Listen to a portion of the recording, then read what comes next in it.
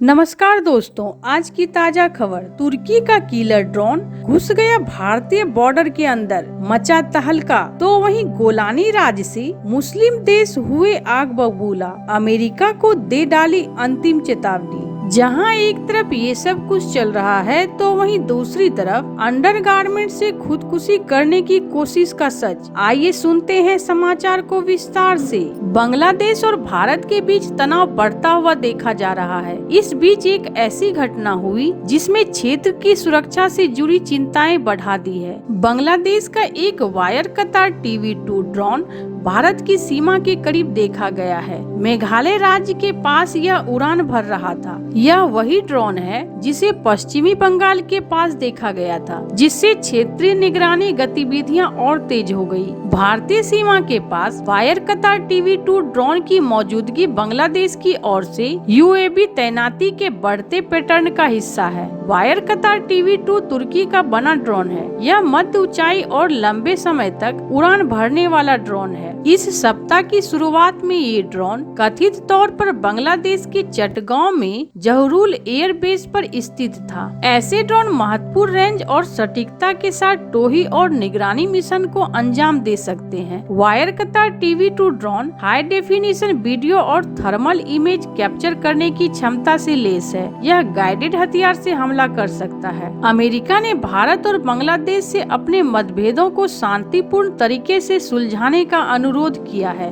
विदेश मंत्रालय के प्रवक्ता मैथ्यू मिलर ने मंगलवार को अपने दैनिक संवाददाता सम्मेलन में यह जानकारी दी। भारत के विदेश सचिव की हाल में हुई बांग्लादेश की यात्रा पर पूछे गए एक सवाल के जवाब में मिलर ने कहा, हम चाहते हैं कि सभी पक्ष अपने मतभेदों को शांतिपूर्ण तरीके से सुलझाए। विदेश सचिव विक्रम मिस्री ने सोमवार को बांग्लादेश की यात्रा की थी और बांग्लादेश में अल्पसंख्यकों की सुरक्षा पर भारत की चिंताओं से उसे अवगत कराया था। तो वहीं दूसरी तरफ सीरिया के बशर अल असद सरकार की सत्ता को उखाड़ फेंककर तुर्की समर्थित विद्रोही गुट हयात तहरीर अल शाम यानी HTS ने देश के बड़े इलाके पर कब्जा कर लिया है। HTS का सीधा संबंध अल कायदा से रहा है और इसके सरगना अबू मोहम्मद अल गोलानी पर अमेरिका ने बड़ा इनाम घोषित कर रखा हुआ है। सीरिया में अचानक आए इस बदलाव से खाड़ी के कई मुस्लिम देश खौफ में आ गए हैं। सऊदी अरब, संयुक्त अरब अमीरात और मिस्र जैसे प्रभावशाली देशों को अपनी रणनीति बदलनी पड़ रही है और उन्होंने अमेरिका को भी आगाह किया है। विश्लेषकों का कहना है कि खाड़ी के इन मुस्लिम देशों ने दशकों तक इस्लामिक राजनीतिक आंदोलन को कुचलने का प्रयास किया है। ये देश इस तरह के हिंसक आंदोलन को अपने शासन के लिए खतरा मानते हैं।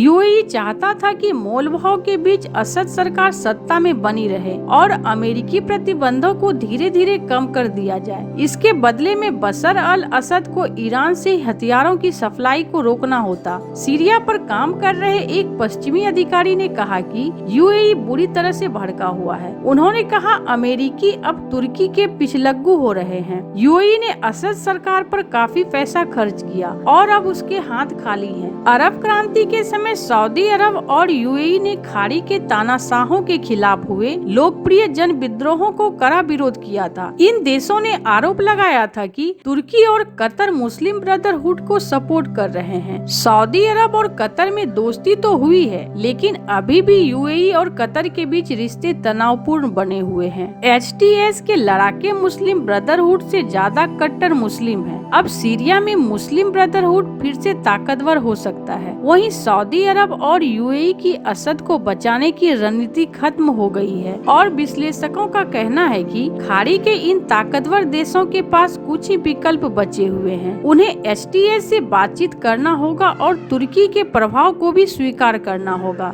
HTS के राजनीतिक मामलों के नेताओं ने मिस्र, UAE, जॉर्डन और सऊदी अरब के राजदूतों से मुलाकात की है। वहीं कतर ने ऐलान कर दिया कि वह सीरिया में अपना दूतावास फिर से खोलेगा। सऊदी अरब और UAE जैसे खाड़ी के देशों को यह डर सता रहा है कि सीरिया के छोटे हथियार और ड्रग्स अब उनकी सीमा के अंदर तक पहुंच सकता है, जिससे अस्थिरता फैलेगी। जहां एक तरफ ये सब कुछ चल रहा है तो वहीं दूसरी तरफ दक्षिण कोरिया के पूर्व रक्षा मंत्री किम योंग ह्यून ने मार्शल लॉ लगाने के मामले में गिरफ्तारी के बाद आत्महत्या का प्रयास किया है। कोरिया करेक्शनल सर्विस के कमिश्नर जनरल सिन योंग ने बताया है कि किम ने सियोल के डिटेंशन सेंटर में आत्महत्या का प्रयास किया, जहां उन्हें फिलहाल रखा गया है। हालांकि जेल अधिकारियों ने उन्हें खुदकुशी की कोशिश करते हुए देख लिया और समय रहते बचा लिया। फिलहाल उनकी हालत स्थिर बताई गई है। न्याय मंत्री पार्क सुंग जेन ने भी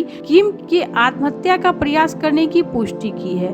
उनकी ओर से यह कोशिश तब हुई है जब विपक्षी पार्टी उन पर महाभियोग चलाने की तैयारी में है। किम को विद्रोह और सत्ता के दुरुपयोग के आरोप में गिरफ्तार किया गया है। 3 दिसंबर को मार्शल लॉ लगाने के मामले में गिरफ्तार होने वाले वो पहले व्यक्ति थे।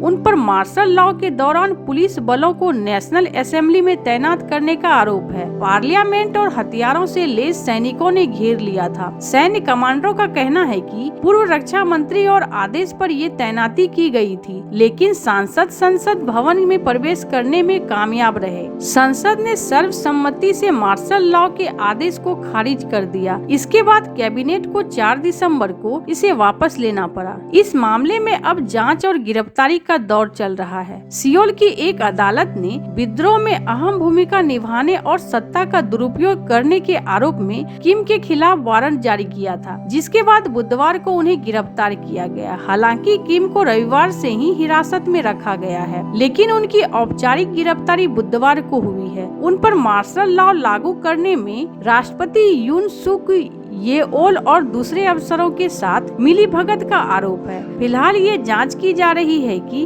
उनके काम को विद्रोह माना जाए या नहीं। अभियोक्ताओं के पास यह तय करने के लिए 20 दिन का समय है कि उन पर अभियोग लगाया जाए या नहीं। विद्रोह के आरोप में दोषी पाए जाने पर अधिकतम मृत्युदंड दिया जा सकता है। दक्षिण कोरिया में 40 साल में पहली बार 3 दिसंबर को मार्शल लॉ लगाया गया था। हालांकि ये सिर्फ 6 घंटे लागू रहा और इसके ऐलान के साथ ही बड़े पैमाने पर विद्रोह प्रदर्शन हुए। ऐसे इन सब मामलों में आपको क्या लगता है? आपकी क्या राय है? कमेंट कर जरूर बताएं। जल्द मिलते हैं अगले वीडियो में नई खबर के साथ।